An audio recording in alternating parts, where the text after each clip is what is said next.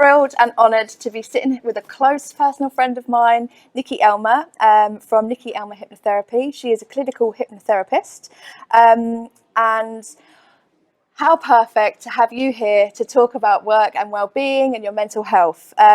So she's going to give us some top tips on how to relax, and if we're feeling a bit anxious about things, how we can just breathe and be okay. So Nicky, take it away. Tell me a bit about what you do and the different services you provide. Okay, so I'm a clinical hypnotherapist. I don't have a pocket watch or any of that other nonsense that you see on telly. My job is just pretty much to help people retrain their brains. So I'm a clinical hypnotherapist, but I'm also an NLP practitioner. So I work with people with anxiety or pain, or people who want to stop smoking, or I've even had people who want to stop swearing. So anything. Really? Yeah. I didn't even know you could do things like that. I can. You can. Oh well, I know what you do, but the swearing. But I suppose there's lots of different things that people have where you can support. Absolutely. Anything anybody wants to change, I can help them to sort it. Perfect. So tell us a bit about anxiety and how it can affect your mental health, because we did have a discussion before about COVID and how that's has affected mental health. So tell me. Well, the problem is that for the last 2 or 3 years, we've been telling people it's dangerous to leave the house. It's dangerous to be around other people. It's dangerous to live your life normally. And then all of a sudden it's off you go. Off you pop. Back into work, back to school, back to wherever you need to go. And people are not coping. You know, the anxiety levels have risen quite a lot in the last couple of years. And then you add on top of that, we've got this problem with the cost of living crisis.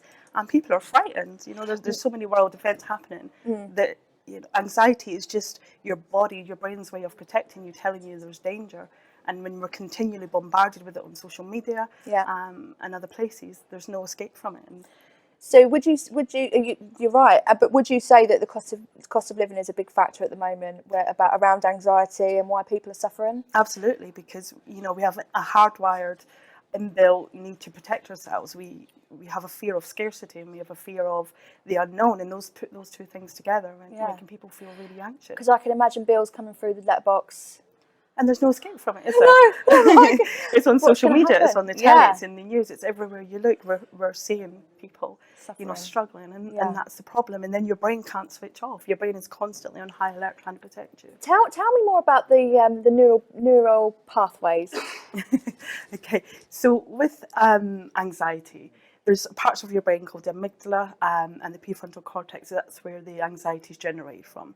So that part of your brain is designed to protect you. It's left over from our early descendant days where, if a lion was running towards you, you can't really stop and think, you have to respond. So that part of our brain, we train it based on experiences, how you're thinking, how you're feeling, what you're saying to yourself, and we train it what is dangerous and what isn't. And the problem is we're so bombarded with all this negative stuff at the minute that we're training our brain in the wrong way. And we're becoming anxious about things that normally wouldn't make you anxious. So what happens within your brain, you tend to have a trigger. So the trigger being, like you just said, the bill popping through the door, that image in your head, and the response is then an anxiety. When we have those two neurons firing for the trigger and the response, they make a connection. And what happens is the more you feel that, the stronger that connection becomes until it becomes unconscious. So basically what I do is help people to retrain that. So for instance, often people think that anxiety is just something that happens to you, that is out with your control, but it's not at all. Anxiety is something that we do to ourselves. So it's created by the thoughts, your visualizations, your feelings. It's all comes together to make you feel anxious. So what I do is help people to break up those connections. Break them down. Yes. Come on. Yes. Absolutely. So I teach lots of different techniques and I work with clients to help them retrain that part of their brain so it becomes an unconscious response to feel more positive than to feel anxious. Yeah. Because sometimes for me, I think, oh, it's all going to go wrong, it's all going to go wrong, it's all going to go wrong. Mm-hmm. But why do I say that to myself? I need to flip it round and say... Because it's panic, isn't it? It's an unconscious response. You've done it for so long that you're saying it without... I actually have a technique for that. It's funny you just said that. Go on. Okay, can I practice on you? Yeah, okay. Okay. So just close your eyes. So what we're going to do is, we're talking about that negative self-talk that you say to yourself. So what is it you say to yourself? Say that again for me. It's going to go wrong. It's going to go wrong. It's going to go wrong. Going to go wrong. So do you notice when you're saying that, you're saying it really fast? Yeah. It's going to go wrong. It's going to go wrong. Because I need to get in as many times as I can. Wow, So I you say do it like to all. torture yourself. So it's going to go wrong, it's going to go wrong. It's that sort of speed, and it goes round. And the problem is when you're saying something negative at that speed, your brain thinks you're in danger, and it's going to respond accordingly because your brain can't tell the difference between real or imaginary. So anything you're visualizing or saying to yourself, your brain thinks is real. So when you're saying that to yourself, your brain thinks you're in danger, and it makes you feel anxious. So this technique, we're going to slow it down. So close your eyes and just repeat after me. So we're going to leave little gaps in between. It's going to to go go wrong. wrong. You notice just by slowing that down a little bit, it starts to feel a bit calmer. So this time you can repeat it in your head, not out loud. I'm going to get you to repeat it again. I want you to hear it in a voice of someone who's an absolute liar. And just for reference, most people say a politician or someone like that. So you can repeat it in your head now, but hear it in that voice of someone who you know is an absolute liar. It's going to go wrong. And you notice when you slow it down and then you put it in that voice, it starts to take out some of the sting out of that, doesn't it? So we're going to do it a third time, but this time I want you to hear it in a voice that's utterly ridiculous. So a cartoon character, high pitch, low pitch, anything at all. So it's going to go wrong. And that's normally enough now, so you can open your eyes. That's normally enough. You can see it in your face shifted in that time. You know, you start to smile. And when you slow it down, your brain thinks, okay, this is a calm situation.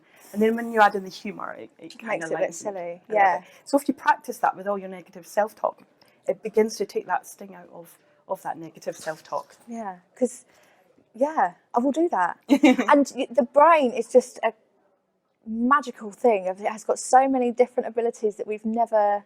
I don't know anything about. I mean, you do, because this is what you Well, I'm trained in. not a brain surgeon, so I don't know You've everything a brain you've does. watched Grey's Anatomy, so I'm sure you'll be fine. But because you do a similar thing with the books on the hands. Can we do that? Yes. I'd love that. Yeah. Okay. All right. Just as an example of how the brain actually works. So what I want you to do is close your eyes. So when we're visualizing, your brain thinks you're actually doing the things that you're visualizing. It doesn't know any different. It will send the signals to the parts of your brain, to the parts of your body, as if you're actually doing this. So what I want you to do is lift your hands up for me in front of you. Turn one hand up and one hand down. So what I want you to do, on the arm that's facing down, imagine we're tying a ribbon around that hand now. And attached to that ribbon, there's multiple balloons. They're full of helium and they're floating up in the air. So imagine 100 balloons, 200 balloons, 300 balloons, and feel that arm getting lighter and lighter as you do that. And on the other hand, imagine I'm placing a giant stack of books. So maybe those big, massive encyclopedias, those sorts of books. So just feel the weight of that on that hand and feel it getting heavier and heavier and heavier. And can you feel that tugging on your hand now? You feel that when weight. you say it. Yeah, and feel that on that other hand, feel it getting lighter and lighter, almost like it's beginning to float up into the air as that other arm is getting heavier and heavier. And what you start to notice is the separation in those two hands. Can you feel the lightness in that arm? Yeah. And obviously there's not balloons and books on your hands, it's just in your imagination, but your brain, you can open your eyes now. So your brain thinks it's actually there because you're imagining it and your brain is sending the signals to those parts. So what we do in hypnotherapy is we use that to change, because when you're anxious, you're visualizing, like you said, you're picturing that bill coming through the door, you're saying those negative things to yourself, and it ends in that response in your stomach, doesn't it? That anxious feeling in your stomach, because your brain thinks what you're seeing is real. So what we do in hypnosis is we twist that around. So we start to visualize what you want to happen rather than what you don't want to happen. So I'm going to give you another example of what you do. So we break it down in hypnotherapy, what you're saying, how you're feeling. So let's start with what you're visualizing. So close your eyes for me a second. I can't go into long details of what I do at this point, but I'll give you a quick example. So what I want you to do is, and everybody watching this can do it as well, what I want you to do is visualize you are in the most relaxing, amazing place. It could be a memory from a holiday or of just a time where you felt super calm and super relaxed. And just visualise that in your mind now. It's good that you did that breath as well. That's quite helpful. So I want you to see it through your eyes as if it's happening right now. So not see yourself in it, see it through your eyes. Have you got that? Yeah. Perfect. Okay, so start paying it. We're going to use all your senses. So pay attention to what you can see, the details around you, what you can see. You don't need to tell me, just have a little look. And then pay attention to the sounds that you can hear if you're in that place right now. And then finally, the feelings, whether you can feel the sun on your skin or your feet on the ground or... Sun on my skin. Oh, that's the best feeling, isn't I it? was going to start off with Primark, but I'm at the beach. Okay, so feeling that sun on your skin. Okay, and notice where about in your body you feel that lovely relaxed feeling. Okay, and then just make those colours brighter and more vibrant. The sounds, the feelings, everything's stronger. And when you've got that lovely relaxed feeling, make a fist for that hand that you're right with. Just one hand. And just capture that for a moment. And what that does is it creates a trigger within your brain that whenever you make a fist with that hand, it triggers that memory and brings back those feelings.